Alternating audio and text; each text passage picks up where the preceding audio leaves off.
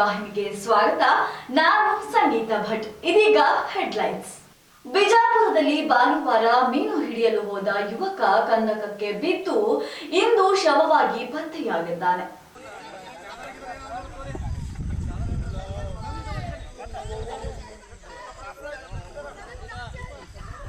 ಬಿಜಾಪುರ ಜಿಲ್ಲೆಯ ಗೋಲಗುಮ್ಮಟದ ಸಮೀಪ ಭಾನುವಾರ ಸಂಜೆ ಮೀನು ಹಿಡಿಯಲು ಹೋಗಿ ಯುವಕನೊಬ್ಬ ನೀರಿನಲ್ಲಿ ಬಿದ್ದು ಮೃತಪಟ್ಟಿರುವ ಘಟನೆ ಭಾನುವಾರ ನಡೆದಿದೆ. ಮೃತ ಯುವಕನನ್ನ ಗಾಂಧಿನಗರದ ನಿವಾಸಿ ಸಲೀಂ ಎಂದು ಗುರುತಿಸಲಾಗಿದೆ. ಕೂಡಲೇ ಸ್ಥಳಕ್ಕೆ ಭೇಟಿ ನೀಡಿದ ಅಗ್ನಿಶಾಮಕ ದಳದವರು ಕಾರ್ಯಾಚರಣೆ ನಡೆಸಿದ್ದಾರೆ. ಇದೀಗ ನಿನ್ನೆ ಮಧ್ಯಾಹ್ನ 2 ಗಂಟೆ ಸುಮಾರಿಗೆ ಮೃತ ಸಲೀಮನ ಶವ ಪತ್ತೆಯಾಗಿದೆ. ಈ ಕುರಿತು ಗೋಲಗುಮ್ಮಟ ಪೊಲೀಸ್ ಠಾಣೆಯಲ್ಲಿ ದೂರು ದಾಖಲಾಗಿದೆ.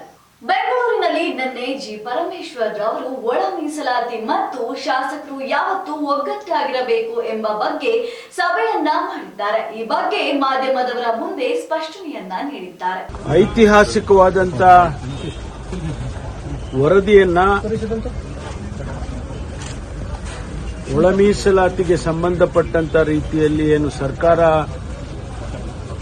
ಒಂದು ಆಯೋಗವನ್ನು ರಚನೆ ಮಾಡಿತ್ತು, ಜಸ್ಟಿಸ್ ನಾಗಮೋಹನ್ ದಾಸ್ ಅವರ ನೇತೃತ್ವದಲ್ಲಿ ಮಾಡಿದಂಥ ಆಯೋಗದ ವರದಿಯನ್ನ ಅವರು ಮಾನ್ಯ ಮುಖ್ಯಮಂತ್ರಿಗಳಿಗೆ ಇವತ್ತು ಒಪ್ಪಿಸಿದ್ದಾರೆ.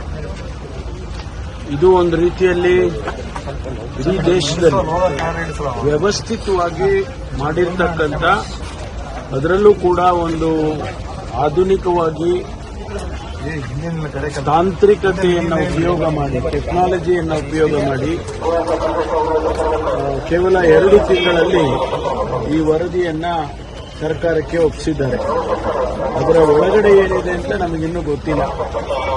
ಮಾನ್ಯ ಮುಖ್ಯಮಂತ್ರಿಗಳು ವರದಿಯನ್ನ ಸ್ವೀಕಾರ ಮಾಡಿದ ಮೇಲೆ ಅದನ್ನ ಮುಂದಿನ ಸಂಪುಟದಲ್ಲಿ ಅದನ್ನು ಇಡಬೇಕು ಅಂತ ಹೇಳಿ ಈಗಾಗಲೇ ಬೆಂಗಳೂರಿನಲ್ಲಿ ನಿನ್ನೆ ಮಾಧ್ಯಮದವರ ಜೊತೆ ಮಾತನಾಡಿದ ಗೃಹ ಸಚಿವ ಜಿ ಪರಮೇಶ್ವರ್ ಪ್ರತಿಕ್ರಿಯೆ ನೀಡಿದ್ದಾರೆ. ಈ ವೇಳೆ ಅವರು ಈಗಾಗಲೇ ಒಳ ಮೀಸಲಾತಿ ಜಾರಿ ಬಗ್ಗೆ ಸಚಿವರು ಹಾಗೂ ಶಾಸಕರು ಒಗ್ಗಟ್ಟಾಗಿರಬೇಕು ಎಂದು ನಿರ್ಧರಿಸಿದ್ದೇವೆ. ಒಳ ಮೀಸಲಾತಿ ವಿಚಾರದಲ್ಲಿ ನಮ್ಮ ಸರ್ಕಾರ ಬದ್ಧವಾಗಿ ಇದೆ ಎಂದಿದ್ದಾರೆ. ಮುಂದುವರೆದು ಮಾತನಾಡಿದ ಅವರು ಒಳ ಮೀಸಲಾತಿ ಬಗ್ಗೆ ನಮ್ಮ ಪ್ರಣಾಳಿಕೆಯಲ್ಲಿ ಭರವಸೆ ನೀಡಿದ್ದೆವು, ಈಗ ನುಡಿದಂತೆ ನಡೆಯುತ್ತಿದ್ದೇವೆ ಎಂದಿದ್ದಾರೆ. ರಾಜ್ವೀರ್ ಶೆಟ್ಟಿ ಅವರ ನಿರ್ಮಾಣದ ಸೋ ಫ್ರಮ್ ಸೋ ಸಿನಿಮಾ ಭರ್ಜರಿ ಬ್ಯಾಟಿಂಗ್ ಮಾಡ್ತಾ ಇದೆ.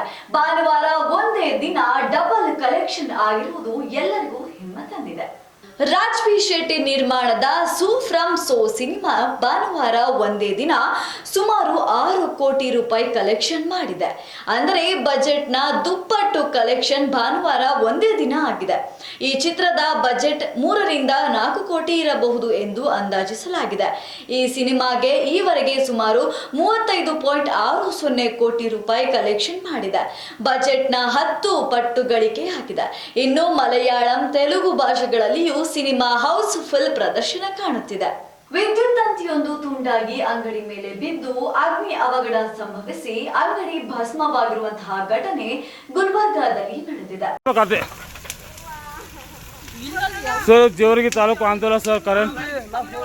ಗುಲ್ಬರ್ಗಾ ನಗರದಲ್ಲಿ ನಿನ್ನೆ ವಿದ್ಯುತ್ ತಂತಿ ತುಂಡಾಗಿ ಬಿದ್ದ ಪರಿಣಾಮ ಹಾರ್ಡ್ವೇರ್ ಅಂಗಡಿ ಸುಟ್ಟು ಭಸ್ಮವಾದ ಘಟನೆ ನಡೆದಿದೆ.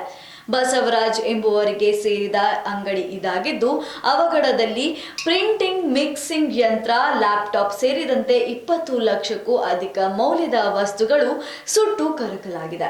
ಈ ಬಗ್ಗೆ ಜೇವರ್ಗಿ ಪೊಲೀಸರು ಠಾಣೆಯಲ್ಲಿ ಪ್ರಕರಣ ದಾಖಲಿಸಿಕೊಂಡಿದ್ದಾರೆ. ಘಟನೆಯ ವಿಡಿಯೋವನ್ನ ಸ್ಥಳೀಯರು ತಮ್ಮ ಫೋನ್ನಲ್ಲಿ ಸೆರೆ ಹಿಡಿದಿದ್ದಾರೆ. ಮತ್ತಷ್ಟು ರೋಚಕ ಸುದ್ದಿಗಳನ್ನ ವೀಕ್ಷಿಸೋಣ ಸಣ್ಣದೊಂದು ವಿರಾಮದ ನಂತರ. ನಿಮ್ಮ ಟಿವಿ4 ಕನ್ನಡ ಚಾನೆಲ್ನಲ್ಲಿ ವಿನೂತನ ಕಾರ್ಯಕ್ರಮಗಳು.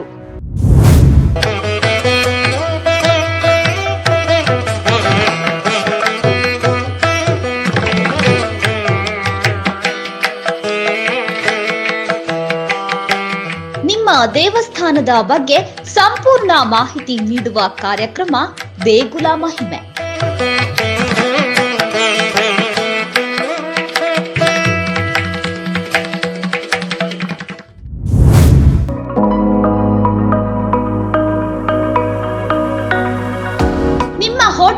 ರುಚಿಯ ಬಗ್ಗೆ ಸಂಪೂರ್ಣ ಮಾಹಿತಿ ನೀಡುವ ಕಾರ್ಯಕ್ರಮ ಅಬ್ಬಬ್ಬಾ ಎಂಥ ರುಚಿ!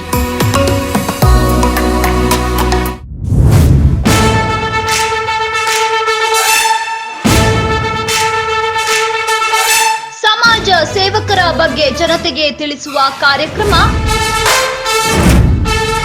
ಜನರೇ ಮೆಚ್ಚಿದ ನಾಯಕ.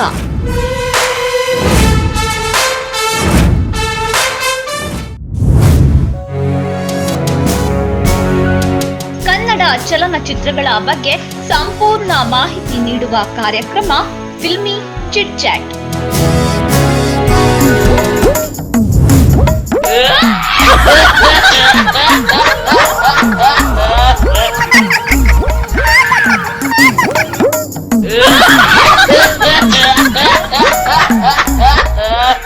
ವಿನೂತನ ಬಕ್ರ ಕಾರ್ಯಕ್ರಮ ಟೋಪಿ ಲಾಲ.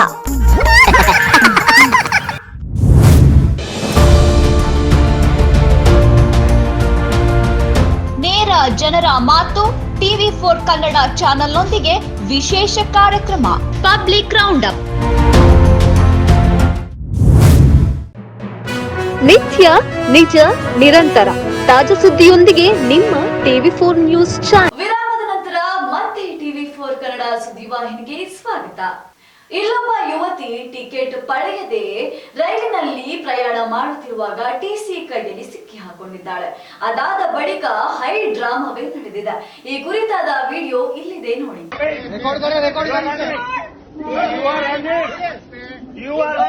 ये मैडम टिकट नहीं दिखा रही है. पहले टिकट दिखाइए, पहले टिकट दिखाइए. टिकट दिखाना पड़ेगा आपको पहले. कोर्ट खड़ा करो इसको. I don't want to give you QR. I am taking you to court. Don't. Ma'am खड़ा करो, साइड में खड़ा करो. क्या बात कर रहे हो? क्या बोल रहे? ಯುವತಿಯೊಬ್ಬಳು ರೈಲ್ವೆ ಟಿಕೆಟ್ ಪಡೆಯದೆ ಟಿಸಿ ಕೈಗೆ ರೆಡ್ ಹ್ಯಾಂಡ್ ಆಗಿ ಸಿಕ್ಕಿಬಿದ್ದ ಘಟನೆಯ ವಿಡಿಯೋ ಸೋಷಿಯಲ್ ಮೀಡಿಯಾದಲ್ಲಿ ವೈರಲ್ ಆಗಿದೆ. ಇದು ಎಲ್ಲಿ ಹಾಗೂ ಯಾವಾಗ ನಡೆದಿದೆ ಎಂಬುದರ ಬಗ್ಗೆ ಖಚಿತ ಮಾಹಿತಿ ದೊರಕಿಲ್ಲ. ಆದರೆ ವಿಡಿಯೋದಲ್ಲಿ ಟಿಸಿ ಯುವತಿಗೆ ಟಿಕೆಟ್ ತೋರಿಸಲು ಹೇಳುತ್ತಿದ್ದಾರೆ. ಇದಕ್ಕೆ ನಿರಾಕರಿಸಿದ ಯುವತಿಗೆ ಕೋರ್ಟ್ನಲ್ಲಿ ಭೇಟಿಯಾಗುವುದಾಗಿ ಟಿಸಿ ಎಚ್ಚರಿಕೆ ನೀಡಿದ್ದಾರೆ. ಈ ವಿಡಿಯೋವನ್ನ ಟ್ವೀಟ್ ಖಾತೆಯಲ್ಲಿ ಶೇರ್ ಮಾಡಲಾಗಿದೆ. ಕೆಪಿಸಿಸಿ ಅಧ್ಯಕ್ಷರಾಗಿರುವಂತಹ ಡಿಕೆ ಶಿವಕುಮಾರ್ ಅವರು ನಿನ್ನೆ ಫ್ರೀಡಂ ಪಾರ್ಕ್ನ ಆವರಣದಲ್ಲಿ ಮಾಧ್ಯಮದವರ ಮುಂದೆ ಮಾತನಾಡಿದ್ದಾರೆ. ಈ ಕುರಿತಾದ ವಿಡಿಯೋ ಇಲ್ಲಿದೆ ನೋಡಿ. Congress party will not permit that to happen, either by the pseudo election commission, which is election capture of India. KPCC ಅಧ್ಯಕ್ಷರು ಉಪಮಂತ್ರಿ ಡಿಕೆ ಶಿವಕುಮಾರ್ ಅವರು ಬೆಂಗಳೂರಿನ ಫ್ರೀಡಂ ಪಾರ್ಕ್ ಆವರಣದಲ್ಲಿ ಮಾಧ್ಯಮ ಗೋಷ್ಠಿ ಉದ್ದೇಶಿಸಿ ಸೋಮವಾರ ಮಾತನಾಡಿದ್ದಾರೆ. ಈ ಸಂದರ್ಭದಲ್ಲಿ ಎಐಸಿಸಿ ಪ್ರಧಾನ ಕಾರ್ಯದರ್ಶಿ ರಣದೀಪ್ ಸಿಂಗ್ ಸುರ್ಜೇವಾಲಾ, ಎಐಸಿಸಿ ಕಾರ್ಯದರ್ಶಿ ಅಭಿಷೇಕ್ ದತ್, ಕೆಪಿಸಿಸಿ ರಾಜ್ಯಾಧ್ಯಕ್ಷ ಜಿಸಿ ಚಂದ್ರಶೇಖರ್ ಸೇರಿದಂತೆ ಮತ್ತಿತರರು ಉಪಸ್ಥಿತರಿದ್ದರು. ಬಿಜೆಪಿ ಮತಗಳ್ಳತನದಿಂದ ಅಧಿಕಾರಕ್ಕೆ ಬಂದಿದೆ. ಈ ಕುರಿತಾಗಿ ನಾಳೆ ರಾಹುಲ್ ಗಾಂಧಿ ಅವರು ಬೆಂಗಳೂರಿಗೆ ಬರಲಿದ್ದಾರೆ ಅಂತ ಜಿ ಪರಮೇಶ್ವರ್ ಅವರು ಮಾಧ್ಯಮದವರ ಮುಂದೆ ಹೇಳಿದ್ದಾರೆ. 5ನೇ ತಾರೀಕು ನಮ್ಮ ನಾಯಕರಾದಂಥ ರಾಹುಲ್ ಗಾಂಧಿ ಅವರು ಬೆಂಗಳೂರಿಗೆ ಬರ್ತಾ ಇದ್ದಾರೆ. ಉದ್ದೇಶ ಏನು, ಎಲೆಕ್ಷನ್ ಕಮಿಷನ್ನವರು ಕಳೆದ ಚುನಾವಣೆಯಲ್ಲಿ ಅನೇಕ ಕಂಪ್ಲೇಂಟ್ಸ್ಗಳು ಕೂಡ ಬಂದಿರತಕ್ಕಂಥದ್ದು. ಇಡೀ ದೇಶದಲ್ಲಿ ಒಂದು ರೀತಿಯಲ್ಲಿ ಆ ಕಂಪ್ಲೇಂಟ್ಸ್ಗಳನ್ನು ಸರಿಯಾಗಿ ಗಮನ ಹರಿಸಿಲ್ಲ. ಜೊತೆಗೆ ಸಾಕಷ್ಟು ಮ್ಯಾನಿಪುಲೇಷನ್ ಆಗಿದೆ. ವೋಟರ್ ಲಿಸ್ಟಿಂದ ಬಿಟ್ಟಿರತಕ್ಕಂಥದ್ದು ಮತ್ತು ವೋಟರ್ ಲಿಸ್ಟಿಗೆ ಸೇರಿಸುವಂಥದ್ದು. ಕೇಂದ್ರದಲ್ಲಿ ಬಿಜೆಪಿ ಮತ ಕಳ್ಳತನ ಮೂಲಕ ಅಧಿಕಾರಕ್ಕೆ ಬಂದಿದೆ. ಇದನ್ನ ವಿರೋಧಿಸಿ ನಾಳೆ ಬೆಂಗಳೂರಿನಲ್ಲಿ ರಾಹುಲ್ ಗಾಂಧಿ ನೇತೃತ್ವದಲ್ಲಿ ಪ್ರತಿಭಟನೆ ಮಾಡಲಾಗುವುದು ಎಂದು ಡಾಕ್ಟರ್ ಜಿ ಪರಮೇಶ್ವರ್ ಅವರು ತಿಳಿಸಿದ್ದಾರೆ. ಈ ಬಗ್ಗೆ ನಿನ್ನೆ ತುಮಕೂರಿನಲ್ಲಿ ಮಾಧ್ಯಮದವರ ಜೊತೆ ಮಾತನಾಡಿದ್ದ ಅವರು, ಕಳೆದ ಚುನಾವಣೆಯಲ್ಲಿ ಹಲವು ಕ್ಷೇತ್ರಗಳಲ್ಲಿ ಮತ ಕಳ್ಳತನ ನಡೆದಿದೆ ಅನ್ನೋದು ವಿರೋಧಿಸಿ ದೇಶದಾದ್ಯಂತ ಪ್ರತಿಭಟನೆಗೆ ಕಾಂಗ್ರೆಸ್ ಕರೆ ನೀಡಿದ್ದು, ರಾಹುಲ್ ಗಾಂಧಿ ಅವರು ಬೆಂಗಳೂರಿನಲ್ಲಿ ಪ್ರತಿಭಟನೆ ನಡೆಸಲಿದ್ದಾರೆ ಎಂದಿದ್ದಾರೆ. ವೇತನ ಪರಿಷ್ಕರಣೆ ಮತ್ತು ಇತರ ಬೇಡಿಕೆಗಳ ಸಲುವಾಗಿ ಇವತ್ತು ಮುಷ್ಕರ ಪ್ರಾರಂಭಿಸಿದರೆ ನಾವು ಅದಕ್ಕೆ ಬದ್ಧರಾಗಿ ಪರಿಹಾರ ನೀಡುತ್ತೇವೆ ಅಂತ ಜಿ ಪರಮೇಶ್ವರ್ ಅವರು ಹೇಳಿಕೆಯನ್ನ ನೀಡಿದ್ದಾರೆ. ಎಲ್ಲ ಟ್ರಾನ್ಸ್ಪೋರ್ಟ್ ಡಿಪಾರ್ಟ್ಮೆಂಟ್ ನೋಡ್ಕೊಳ್ತಾರೆ. ಅಲ್ಲ ಸರ್, ರಾಹುಲ್ ಗಾಂಧಿ ಅವರದ್ದು ಪ್ರತಿಭಟನೆ ಕೂಡ ಇದೆ ನಾಳೆ. ಡಿಪಾರ್ಟ್ಮೆಂಟ್ಗೂ ಅಲ್ಲ ಸರ್, ರಾಹುಲ್ ಗಾಂಧಿ ಅವರ ಪ್ರತಿಭಟನೆ ಸಹ ಇದೆ. ಅಂತ ಸಂದರ್ಭದಲ್ಲಿ ಈ ರೀತಿಯ ಮುಷ್ಕರಕ್ಕೆ ಕರೆ ಕೊಟ್ಟಿದ್ದಾರೆ. ವ್ಯತಿರಿಕ್ತ ಪರಿಣಾಮ ಬೀರೋದಿಲ್ವಾ ಅಂತ ಒಂದ್ ಕಡೆ ಸರ್ಕಾರದ ಮೇಲೆ ವಿರುದ್ಧ ಪ್ರತಿಭಟನೆನ KSRTC ಅವರು ಮಾಡ್ತಿದ್ರೆ, ತಾವು ತಮ್ಮ ಪಾರ್ಟಿಗೂ ಸಹ ಪ್ರತಿಭಟನೆ ಮಾಡ್ತಾ ಇದೆ. ಸರ್ಕಾರ ಈ ಎಲ್ಲ ವಿಚಾರಗಳನ್ನು ಹ್ಯಾಂಡಲ್ ಮಾಡುವಷ್ಟು ಸಾಮರ್ಥ್ಯ ಇದೆ, ಏನ್ ತೊಂದರೆ ಇಲ್ಲ. ಎಲ್ಲವನ್ನೂ ಸಮರ್ಪಕವಾಗಿ ನಿಭಾಯಿಸ್ತೀವಿ. ಭದ್ರತಾ ವ್ಯವಸ್ಥೆ ಸರಿಯಾಗಿದೆಯಾ ಸರ್? ಈಗಾಗಲೇ ನಿಮಗೆ ಗೊತ್ತಾಗಿದೆ, ಸಾಕಷ್ಟು ಪೊಲೀಸನ್ನ ಅಲ್ಲಿಗೆ ಡಿಪ್ಲಾಯ್ ಮಾಡಿದ್ದಾರೆ. ವೇತನ ಪರಿಷ್ಕರಣೆ ಮತ್ತು ಇತರ ಬೇಡಿಕೆಗಳನ್ನು ಆಗ್ರಹಿಸಿ ಕರ್ನಾಟಕ ರಾಜ್ಯ ರಸ್ತೆ ಸಾರಿಗೆ ಸಂಸ್ಥೆಯ ಎಲ್ಲಾ ವಿಭಾಗಗಳ ನೌಕರರು ನಾಳೆಯಿಂದ ಅನಿರ್ದಿಷ್ಟಾವಧಿ ಮುಷ್ಕರ ಆರಂಭಿಸಲಿದ್ದಾರೆ.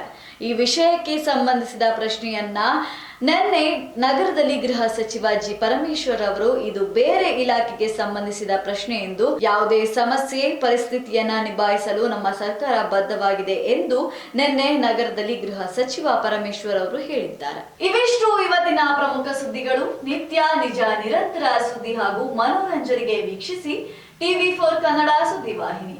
ನಾನು ಸಂಗೀತ ಭಟ್.